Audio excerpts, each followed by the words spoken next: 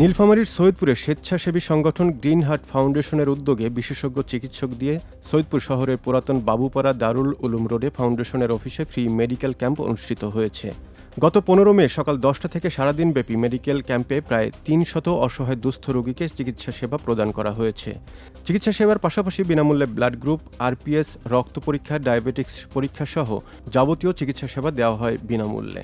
Saidpur green heart ফাউন্ডেশনের ওই বিনামূল্যে চিকিৎসা সেবা দোয়া মাহফিলের মাধ্যমে কর্মসূচির উদ্বোধন করেন সংগঠনের সভাপতি আলহাজ অধ্যক্ষ রিজাউল করিম রেজা, সাধারণ সম্পাদক আফতাব আলম, উপদেষ্টা রবিউল ইসলাম এবং সংগঠনটির অন্যান্য ব্যক্তিরা সহ এলাকাবাসী।